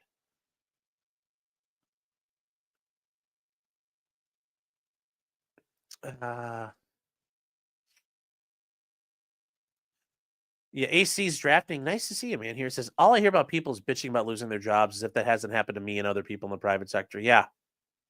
Yeah. That's how this works, man. Like, these feds are like, oh, it's tough out there. It's like, motherfucker, go talk to people since 2008. It's been fucking, as Tupac says, man, it's been hard times. Hard times, man, for the better part of 15 years. For a lot of people. I've been laid off once in that time. Shit's not fun. Welcome to the party. Get out there and build something, yeah. Every state is at will employment, not Montana. Not Montana. Montana's different. Montana is an outlier. Montana's a different thing. Not every state is exactly at will employment. Generally speaking, though, that is the default. Feds cry when they finally feel it. Well, yeah. So, all right, guys. Moving on. Yes. Garrett says, she took my Shutterfly Transformers, Sean. I know. That's yes. Philip Kogan says, I've had 5 jobs since COVID. Damn, dude, that sucks. Hope you're hanging in there. They can learn to code with the coal miners, yes.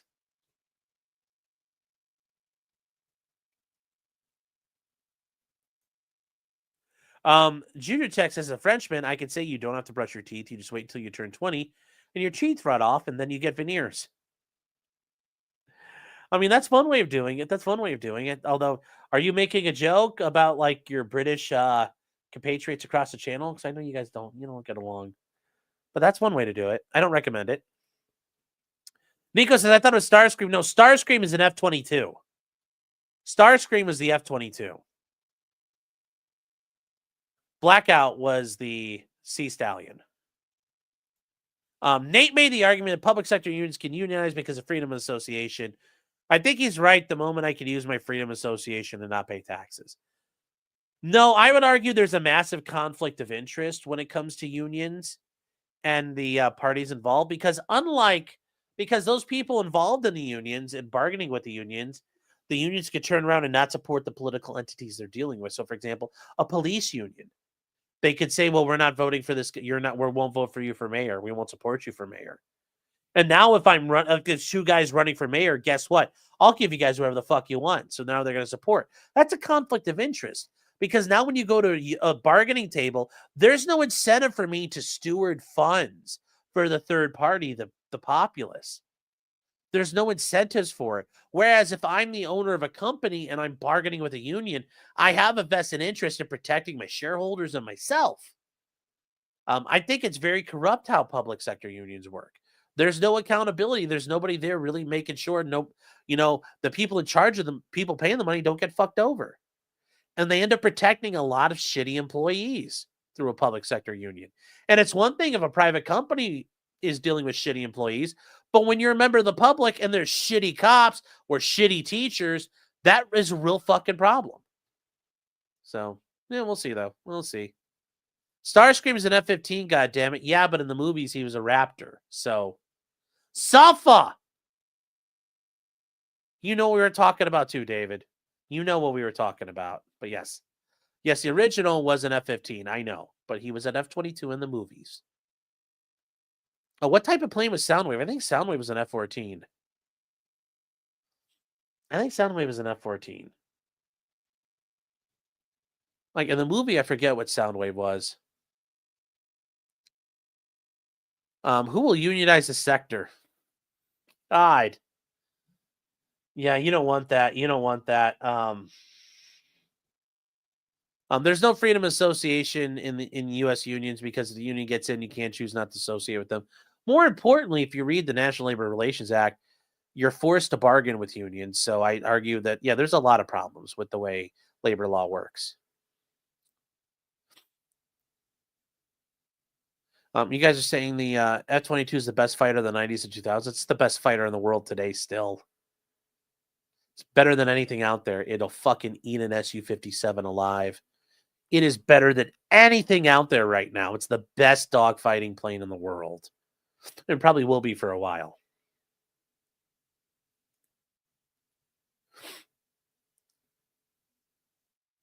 The sector practice and procedure. Sector practice. That would be some books to have. Sector Practice and Procedure by Cope and Sneed. Yes, by Cope and Sneed, Esquire. Yes.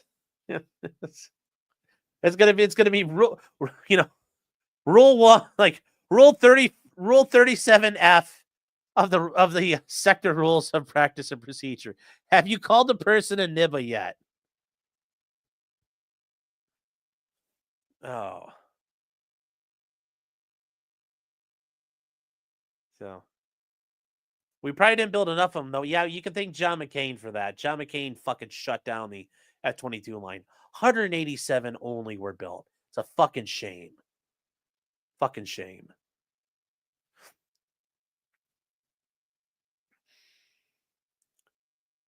You see those new Chinese planes? Yeah, but I'm not impressed by them. You know, the only thing scarier than a Russian ejection seat is a Chinese copy of a Russian ejection seat. So we'll see what happens with those. I mean, remember, they got to build. China's biggest problem is just like the Russians building reliable turbofans. You know, they have problems like, building multi-stage, jet engines. It's a difficult thing. They're getting better, but they're still a long way. Jefferson Post says, I say unionize, but you get no statutory advantage. That's one way of looking at it. Jordan Bebke says, I get my dogfighting advice from Michael Vick. No.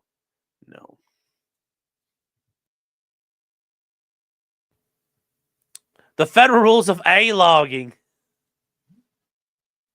That would be funny. I'll have to work on Noel. Maybe we can put one together. Yes. Metallurgy is hard. It is. It is. Mark Tryon says, aren't they working on a Super Raptor? I don't know. I don't think so. Hold on. Like, let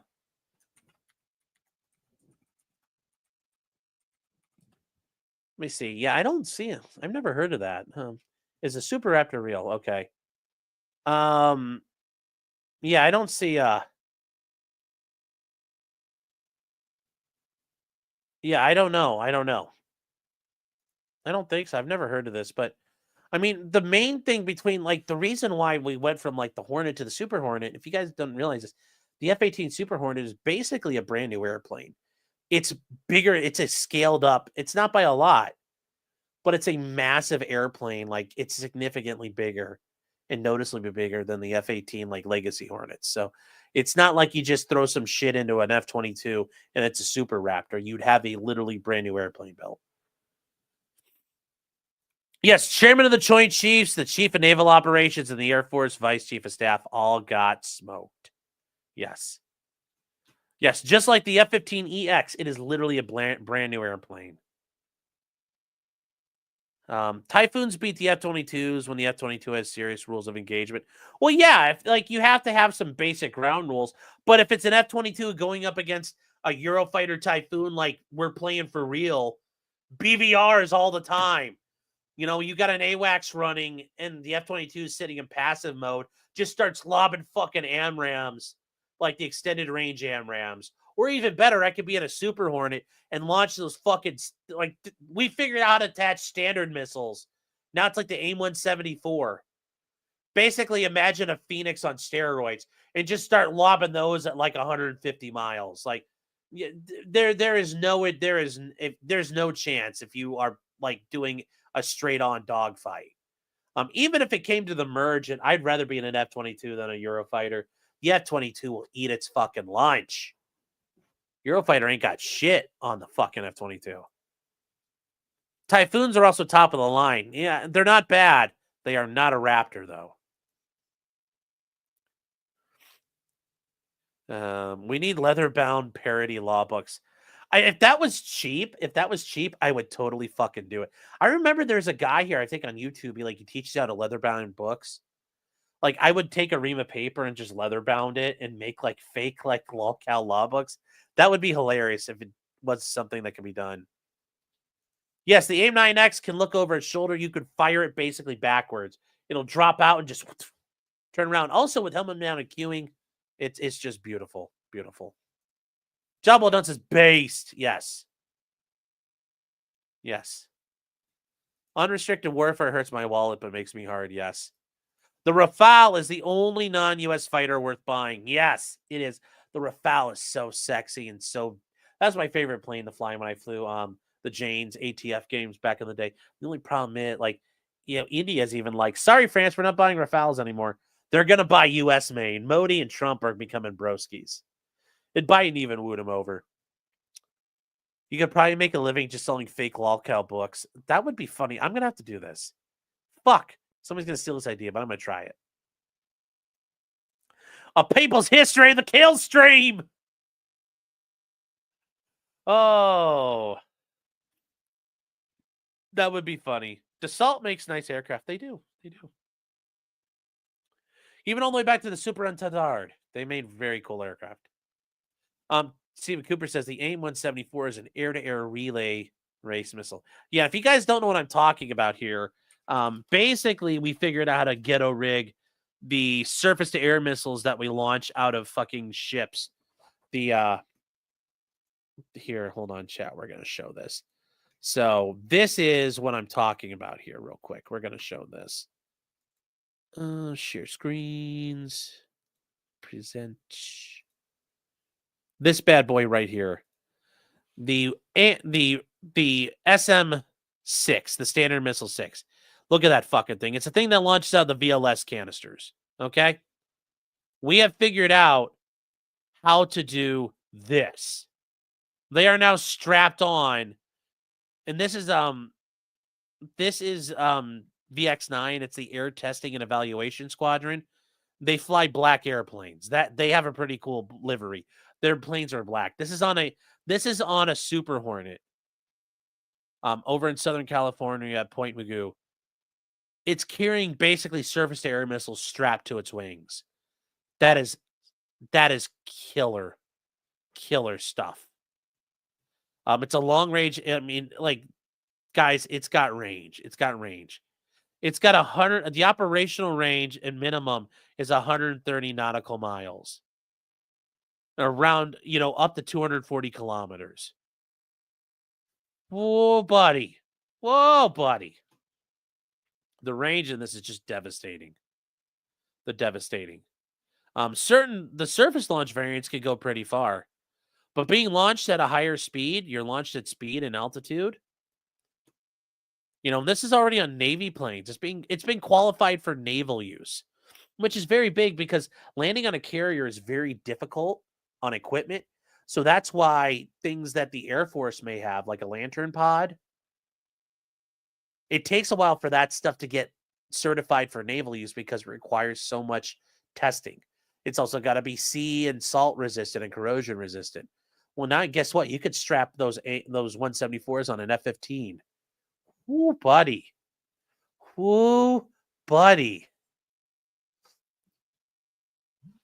Missile foamer. No, that's just Milsberging. Milsberging right there. We don't know the actual range is probably classified. Yeah. Yeah,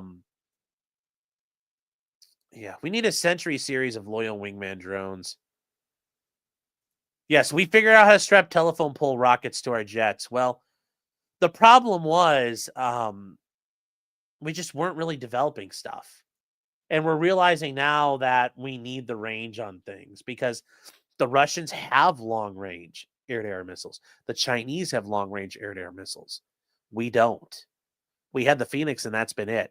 And the long-range AMRAAMs aren't out yet. They're not really being fielded, and they're not going to have that kind of range anyway. Mr. Pinna says, why not an air-to-air missile if air-to-air missile shaped? Yes.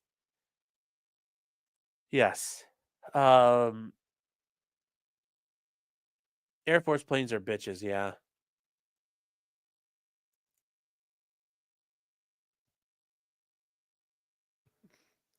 Air-to-air refueling aircraft AWACS and civilian jets are sweating really hard right now. Yeah. Eventually they're going to get there. Bibliophile says the Lantern sniper pods are unlikely to get at the naval okay. They're very finicky. Yeah, that's a thing. Bring back Rios. Well, remember, there's a weapon systems officer in the E-model Super Hornets, so and they have 2-seaters. What's your over-under on the rods from God existing? Like 75, 80% minimum. Probably like 85% real. There's no way we haven't built them. There's no, I'll say it like this. There's like a 95% chance we have weapons in space. We have space-based platforms of some kind. Maybe they're a doomsday thing where, like, if all links go down to every, to like Looking Glass, the National Command Authority, like we completely lose a nuclear war and are annihilated. I'm sure there's some sort of dead man's hand satellite up there that'll start lobbing nukes at Moscow. Something like that. So, Philip Culkin says, didn't Russia use them in Ukraine? What did they use in Ukraine? I don't know.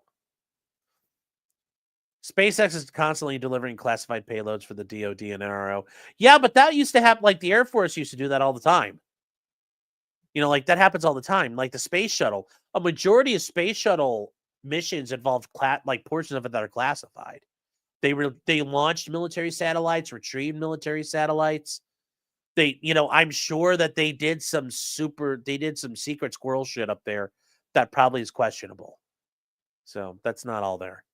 Not a surprise. Nukes or straight kinetic ordnance? Either or, I don't know. I'm assuming we have rods from God up there, but it wouldn't surprise me. We just have like an orbiting strike platform of fucking nukes.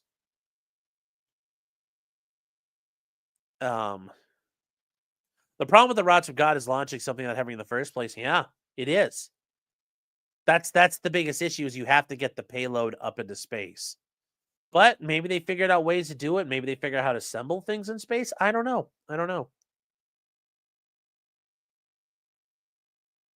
Oh, you're talking about the Kinzals? Yeah, the Kinzals are pretty dope.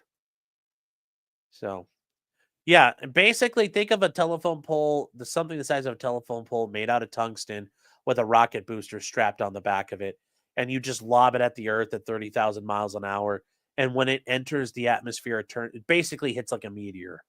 You're making like it's an artificial asteroid. And you could take it and turn something into a parking lot without it being nuclear. So Malcolm says, after all the plane spurging, I've got to play Ace Combat 7 again. Never a bad time to play Ace Combat. So for $5, thank you for the super chat. Haven't played 7. Last one I played was Fires of Liberation, the one on Xbox 360, where they had the big rail gun.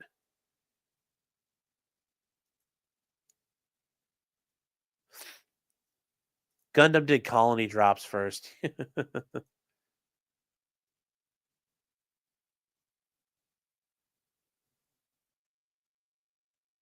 going to be all over in 2032 anyway. Yeah, that thing, like, they keep upgrading the probability, so we'll see. We'll see. Anyway, chat, we're moving on. Moving on to Alyssa Mercante versus JT Smash. So this is not the motion to dismiss. This is kind of like a prelude to what's happening. So I know a lot of people were like, oh, yeah, here we go. And it's going to be the basic idea. They're going to be filing the motion to dismiss. They're kind of citing in what's going to happen here. So the ever consummate professional known as Ron Coleman. You guys may remember him. He's been on Laid Back Law, been on a bunch of different things. He is representing Jeff Tarzi, also known as Smash JT. And he is representing him, and he's filed this notice with the court. And here's what he has filed. Now, this, remember, chat, we talked about this before. This is in letter form. Now, remember, this is an East Coast thing, like East Coast courts, even state courts. It's kind of a thing where you file letters with the court, and it's done in a form. This is just what they do. This is not something. Remember, guys, everywhere is different. But in the Northeast, this is kind of a thing. This is kind of a thing here. So this is sent to the Honorable Margot K. Brody. And it says, here we represent Jeff Tarzia and the reference matter and submit this correspondence pursuant to your pre-motion letter requirement. Now, this judge, she already has a requirement. Remember, Chad, I told you, you have like the overall rules of a court, procedural rules that everybody follows. Then you have local rules for a local court. And then on top of every local court, you may have individual judges having their own special rules. In this case, for Judge Brody, she has her own rules that you file a pre-motion letter. Before you file a motion, you put a letter together. You're going to give her a brief synopsis of what you intend to do. Even though he has the right to file a motion and dismiss, because he has one, he doesn't need to leave a court to file it. He is seeking her permit. He is seeking to follow the rules this judge has in court.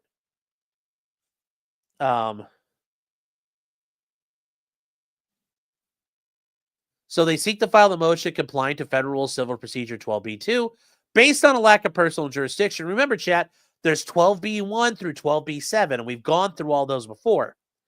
Remember, the common one's 12b-6, failure to state a claim, and that's where they're going to go. But remember, 12b-2, there's personal jurisdiction issues. They're also seeking relief under New York's anti-SLAPP statutes. So first of all, they talk about the lack of personal jurisdiction. And they point out here that JT is a resident of California. And there are no allegations that he conducts business in New York. The allegations are basically he has directed his conduct toward Alyssa Mercante, the New York resident. And here's the thing.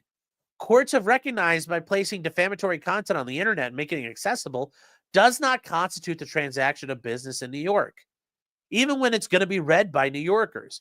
And that's the thing, chat. The internet just doesn't automatically infer boundless jurisdiction. I put it on the internet. Doesn't mean I am now anything. Like if somebody wanted to sue me for something said, they could sue me everywhere in America because the internet goes everywhere. No, that's not how it's meant to be. That's an insane outcome, and that's an insane position to have. So remember, Alyssa's lolcow lawyers. The lolcows hire the lawyers who are lolcows. Remember, the firm she's hired, KUSK, they've already got some goofy fucking people there. These are the same people who tried to fuck with the farms and wrote those shitty letters to the farms that were really cringe and awful. That's what happens there. So they say here the complaint's jurisdiction allegations track Section 302 of the CPLR, providing for personal jurisdiction over a non-domiciliary, meaning somebody who doesn't live in New York, who commits a tortious act without the state causing injury to a person within the state, except as a cause of action for defamation of character arising from the act. And they say that he expects or should reasonably expect the act to have consequences in the state and derive substantial revenue from interstate or international commerce. And they're stating that, in other words, this explicitly exempts defamation clients from the operation of New York's long-arm jurisdiction. And they're pointing it out that, yes, there's a way to get this done, except when it involves defamation. Or to quote PewDiePie, that's still not defamation. And they point out that this is an issue here. She cannot, as a matter of law, establish jurisdiction over Tarzia. And now, I'm sorry, we need to cover this long-arm jurisdiction thing, chat. I mentioned this before. You hear me joke about this case called International Shoe. It's a Supreme Court case.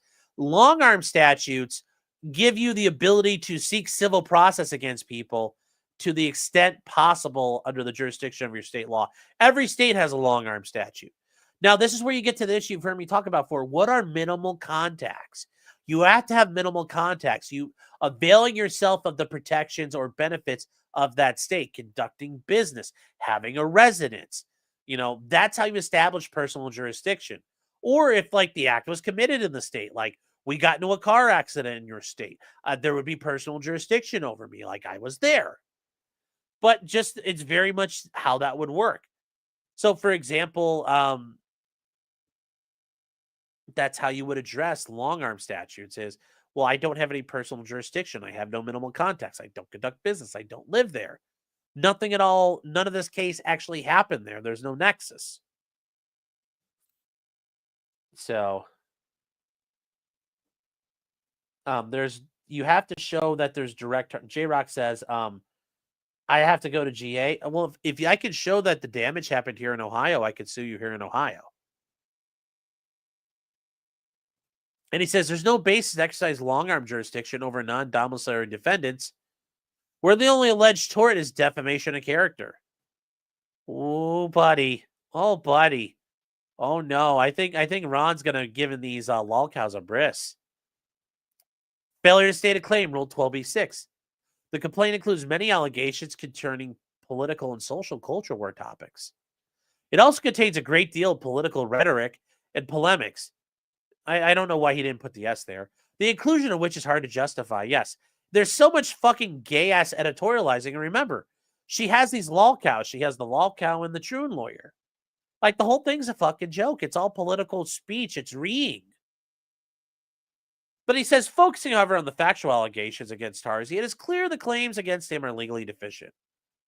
Although plaintiff's claims include, in addition to defamation, tortious interference with prospective economic advantage, trade libel, and injurious falsehood, all these cause of actions sound in defamation. So even though there's all this other stuff, it's all defamation. It's all going to be looked at as defamation. And not only is it from the Southern District of New York, but it was also affirmed by the Second Circuit, which is critical because the Second Circuit oversees where they are. And they're in the Eastern District of New York. Now, chat, we talked about this before. New York City, Manhattan Island's a Southern District. There's also the Eastern District, which is like Brooklyn and Queens. And Long Island. So they point out that Alyssa is a public figure and thus bears the burden of plausibly alleging everything, including actual malice. That says the truth, of course, is an absolute unqualified defense to defamation, and substantial truth suffices to defeat a charge of libel. And the conclusory allegations of statements are false or insufficient to survive a motion to dismiss because you're required to plead facts that, if proven, would allow a reasonable person to consider the statement false. And the complaint seeks relief both for per quote and per se defamation but fails to allege specific damages as required under the per quote standard. Remember, sometimes you have to particularize your pleadings. This is one of them. They say, as an initial matter, courts have emphasized the generally informal and unedited nature of the communications on the internet. This leads readers to give less credence to allegedly defamatory remarks published on the internet versus like in the paper. All the allegations must be considered in this context. The operative allegations here are in paragraphs 181 and 182 of the complaint, which allege that JT referred to Alyssa as a whore and that she claimed to have once been a sex worker who performed sex acts for money. And then regarding the allegation, the defendant submits that the word whore in the highly charged social media landscape of 2020 is susceptible of many meanings and not defamatory per se.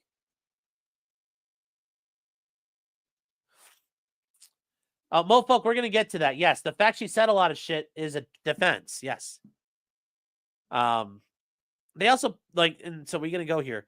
So in any event, the plaintiff's own online content establishes that as a matter of law, she cannot establish that the characterization of her as a whore, that is a woman who has multiple sexual partners or is sexually promiscuous, and he cites from here the Merriam-Webster Online Dictionary. Good job, Ron. Was either damaging to her reputation or even false, as shown by the screenshots at the right of just one exemplary post by her on X from August 12, 2024. I used to write a sex blog, and I was in a Boston bar looking for content, talking to an Olympic swimmer. A Shakira song was playing and her music was on the TV in the bar. Unprompted, he went, "She's kind of fat." So I decided to sleep with him because I knew it would be bad. It was. I eviscerated him in a post. Everyone got a pseudonym, and he messaged me for weeks begging me to take it down. And asking if I really did hear him farting all night, I did. Well, yeah, she sounds pretty promiscuous. She fucked a guy because she didn't like him. That's weird.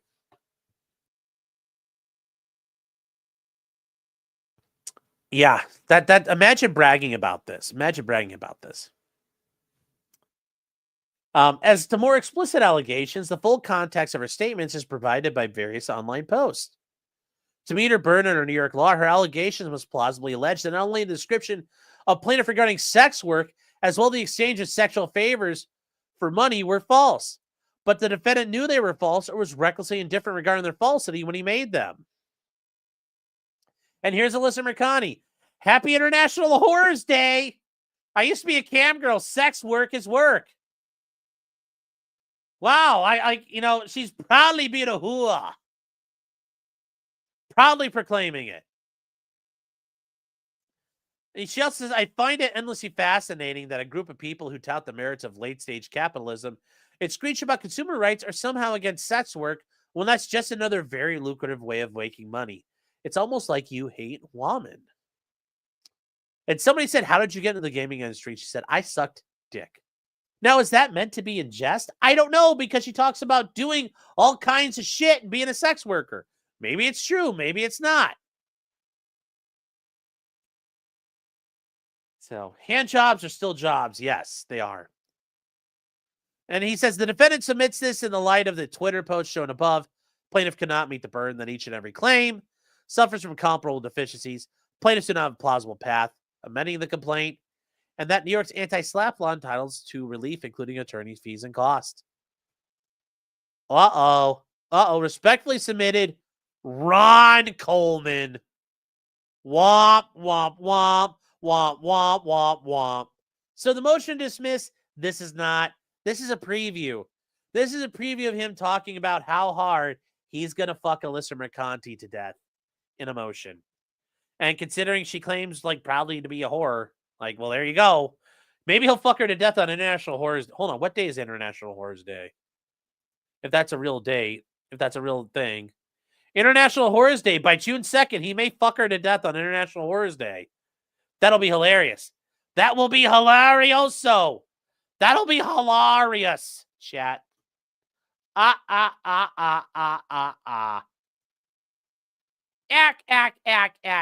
says Phil. Ack. Hold on here.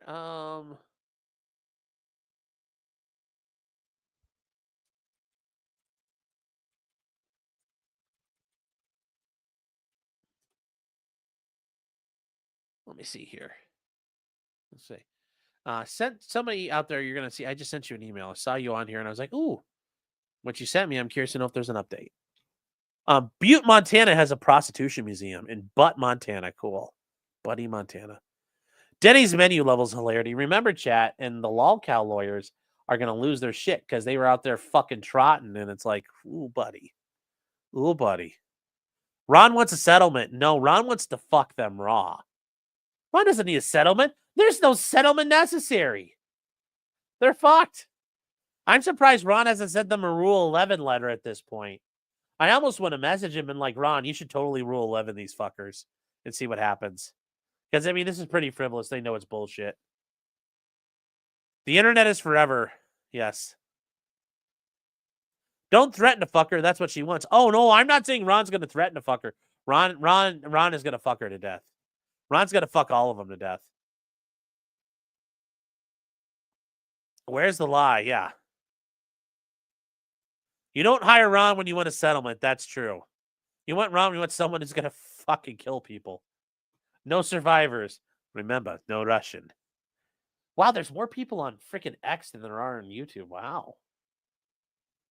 Elon. Wow, I appreciate fluffing me up, buddy, but I know they're not real, Ron. Or Elon, I know they're not real. We're talking about Ron when Trump's plays to take over the post office. We're going to count. Like, I'm saving that stuff for the Trump show, okay? We got to save stuff for the Trump show, man.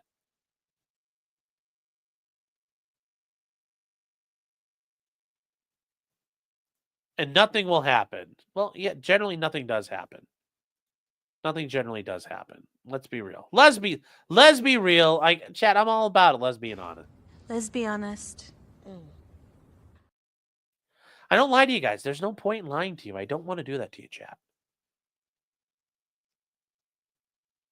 So, Bebop and Rocksteady. Once again, some real OGs right there. Thank you for being here. It says, she was a whore. Yes.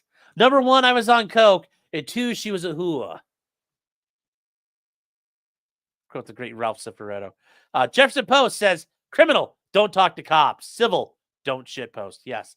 Also civil, don't write a 4,500 word response. And then air it on YouTube.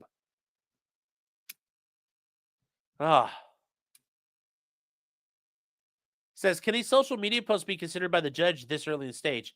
He's just notifying the judge of what he's doing. Remember, he has to file a letter stating what he's going to do.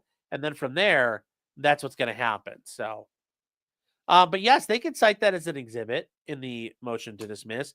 Although at that point, you're kind of turning into like a Rule 50. Like, then it becomes like summary judgment, actually. But Ron's like, they're going to try to go for the kill on this because they're going to do like a big motion of everything that it's going to be, Rule 12b-6, but it's also going to be, like it's going to be anti-slap. So,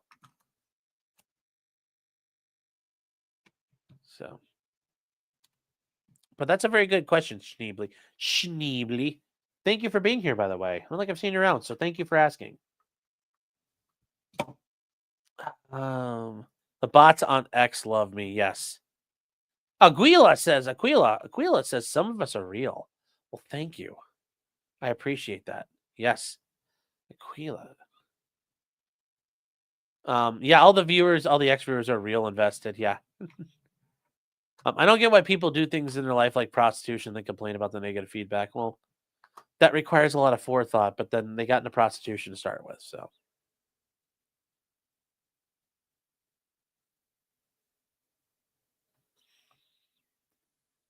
Ron's about to go Conan the Barbarian and hear her lamentations. Yes. Yes. Can Smash JT recover attorney and our court fees? Oh, 100% he will. And the anti-slap statutes have fee shifting provisions anyway. So, yes, he's going to get... Ron's getting paid no matter what, chat. And JT will be able to recover money as well. The X-bots aren't real. They can't hurt you. Yes. When will we see Fort Knox audited? Yeah, that's not going to happen. Everybody says that. Everyone's like, it's not like Trump's going to go down there and like, look, everybody, look at the gold bar. It's the best bars in the world. It's like, no. If you really want to know bullshit, learn about how central banks do gold leasing and how they lease gold, and they have basically old paper stock. They papered amounts of gold and actually own the gold. And that if you really want to read about the fuckery, do that. And then just think about how much of that gold is spiked with tungsten. Probably a lot more than anybody's willing to admit.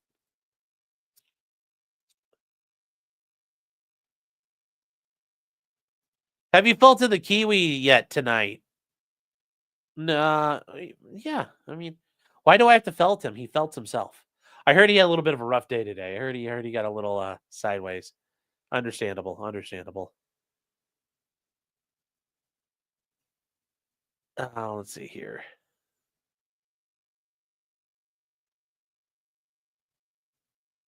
What are the chances that Destiny sues the farms? 0. Section 230, this communications decency, like the CDA protects the farms. There's literally Destiny does that. He's wasting fucking money. He's gonna be embarrassed. Destiny needs to worry about fucking Pixie and all the other women coming after him. Aguila. Well, it's Aguila, but it's Aquila in Latin. Fort Knox is empty. Yeah, I know. Like the gold's in the Federal Reserve banks. You want to learn about gold? Look at the photos from Desert Storm. Yeah, or watch the movie Three Kings. You know, with enough money, Infinity will make you a fucking convertible. And that's actually what Trump would do. We had the best gold bars. Yes. I don't follow Pizza Month, and it shows. Yes, Phillies who says we have big bars, beautiful bars, enormous bars of the great gold, American gold. Yes. I bet the gold's in Israel. Well, yes, probably it's in Israel. I mean, wouldn't surprise me. Three Kings was an awesome movie. Yes, the gold is at Stoney's. Speaking of Stoney's, chat. Yes, it's Friday night, and you know what you could do, chat? You could still make it to Stoney's. That's right, chat. Stoney's Bar and Grill at 158 East Broadway Street in Rockville, Minnesota, chat. You could still make it there to Stoney's. I mean, why wouldn't you want to try if you're nearby? It's only 10:30 there, chat. You have time to go see Grift and the Grifters. They are there right now. And then tomorrow night, starting at 8, they got Julio Goldstein. You're a little late for the meat raffle, chat. That started at 6:30. So your chance to spend the night with Aaron is gone. But they will do another meat raffle in the future. That's what they call it. That's what they call it, chat. When you win the, that's what they call it when you win the night with Aaron, the meat raffle. But it's just not happening tonight, chat. It's already happened there. But you can still have a chance to get to Stoney's. You still have the chance to get to Stoney's. And, you know, chat, they're working on their winter hours right now. Remember that. Keep that in mind. Today they opened at noon. Tomorrow they open at 10:30 a.m. So if you want to get your drink on a little earlier, you can. But remember, chat, tonight they are open till 1 a.m. Central. So if you get there, you got a lot of time still. A lot of time to get your drink on. So chat, make your way to Stoney, serving Central Minnesota for 30 years running. Also, chat, we have the dragonstreasure.com, your haven for tea and anime lovers. Get your soaps, get your tea, get your coffee. Promo code criminal saves you 10%. And then chat, last but not least, maf-arms.com. You know them, you love them. Matt from Fudbusters.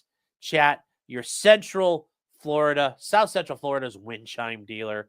Get you ready for spring. Get some wind chimes together. Use the promo code criminal or POCCRIM and save 10%. 10% with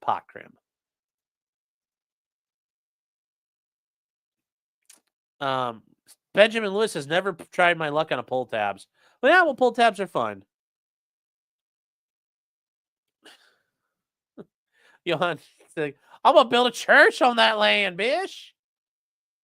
Oh, it's never too early to drink. Yes, some guy with cancer.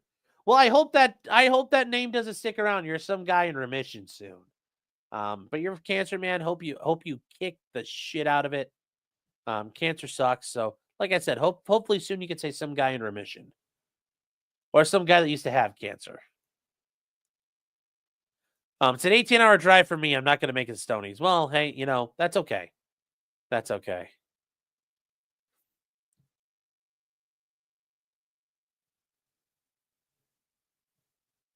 Let's see here.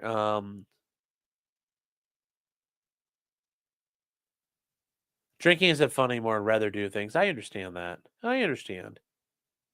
When's the Galaxy Gas sponsorship? When's the case going on? I was busy and they had SHOT Show.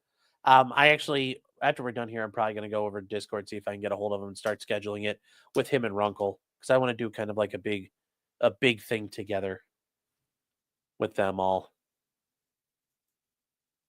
So that is the plan. I just there's so many things to work on. And we have all this shit with Trump, and it kind of all turned into a big mess. I'm going to try to pick a night where Runkle can do it along with us if it doesn't work.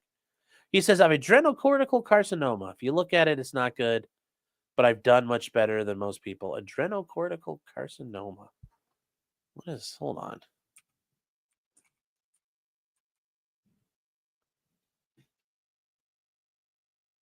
It originates in the adrenal cortex. Ooh, wow. Well,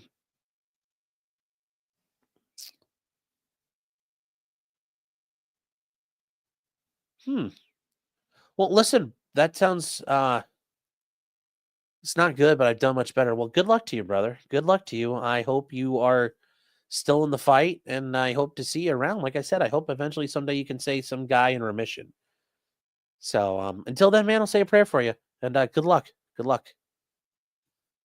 No, he's not talking about adrenochrome, chat. No, that prevents you from getting cancer. That prevents you from aging. No. You're on the wrong thing, chat. The wrong thing. You read that wrong. When am I getting ready for the hat-based economy? Yes. Buy a hat for your hat. Support Mr. Medicare. Support the man who Jim Medicare refused to die. Buy a hat for your hat, chat. Support the hat-based economy. 100%. You need to catch up on your model backlog, Sean. I know. We will be. He says, thank you. I have great doctors. I don't have money for the adrenochrome.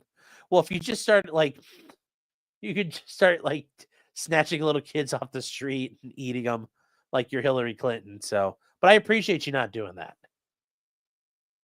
So, but yeah, good luck, man. Good luck to you. All right. Well, that is it for us tonight, chat. That is it for us tonight. Yeah, I told you there was going to be a result in Supreme Court. I'm surprised it took as long as it did. I'm surprised they absolutely passed on it. But John Roberts is a bit of a puss, so we'll see what happens when it gets to the court going forward.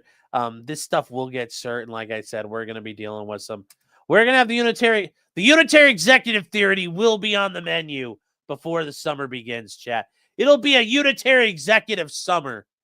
It'll be it's not white boy summer anymore, chat. It's going to be Article 2 summer before we know it. Article 2 summer before we know it. So,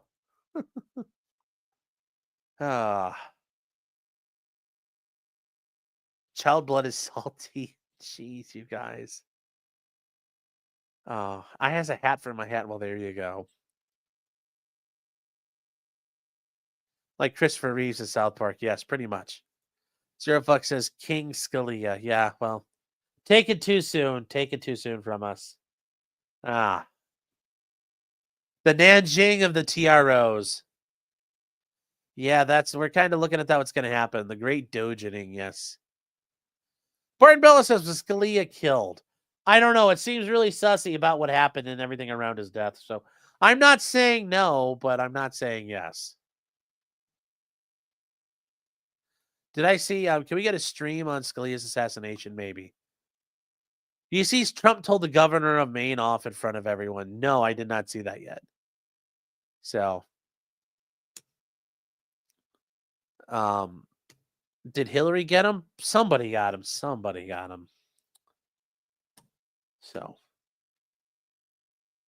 Yeah, Elon's getting really cringe, but you know what? That's the beauty of an autist. He just keeps going and doesn't care about the cringe. The cringe, him and the cringe become one. So that is what we'll know. That is what we'll know. So chat, we are all done. Tomorrow night we are going to do a model stream. I'm not sure what else we're going to work on. I don't think there's anything else. So we will. Some guy said cancer. The judge refusing to dismiss Eric Adams' case. Have you talked about it? I did not go over the opinion. I'm going to save that. We might do that tomorrow night. I don't think, the case is getting dismissed. You got to dismiss it. Judges have to learn to put the fries in the bag here. So this is bordering on the bullshit with General Flynn. So we'll see what happens. That was a Bohemian Grove hit for Obama. I could see that. I could definitely see that. So, but yeah, that's the thing there. You'll catch up in a second. Only Live is Cobras. That's worth the redirect. Well, maybe, I don't know where I'll send you. You guys just have to wait. With that said, chat, thank you all for being here. We will be back at it tomorrow night. Like I said, definitely finishing up the tank, putting all the stuff on it, and then moving on to the next one, the Sturmovik, sent in by the lovely J-Rock. And then we'll start that one and get going from there and work our way through the pile of shame. Or Pippa. Bella says, General Flynn is a nutter. Sorry. It's fine. You can think he's a nutter. He got done dirty by the government, though, when they did the case against him. And it was only right to dismiss it. It was only right to dismiss things, though.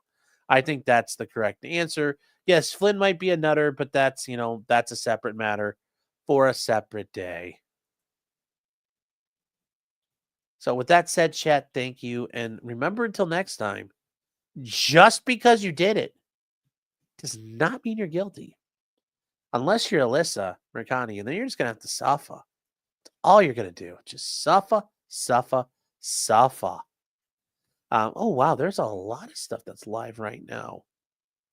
You know what? Yeah, well, we got that set. Oh, hold on here. What do we got? Let me just check one more thing, chat.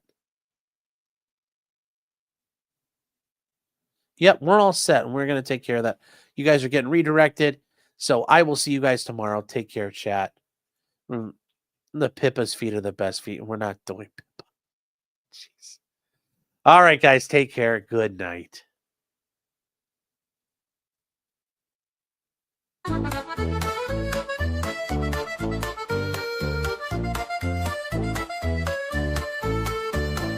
Weapons, blacksmithing, and models of planes, esoteric works, and even some trains. Much merriment had while drinking White Claws, tips on hunting, and even talking the law. Whatever you do, just don't talk to cops, even when they nab you. Why wouldn't I want to admit to being an Alice in Chains fan? Really, they were awesome. You're saying like I'd be embarrassed to admit, no, they're awesome. Seriously. Just saying. Have you on illegal stops? Just cause you did it doesn't mean you're guilty. But please talk to a local attorney. Was that the fat guy, Rick?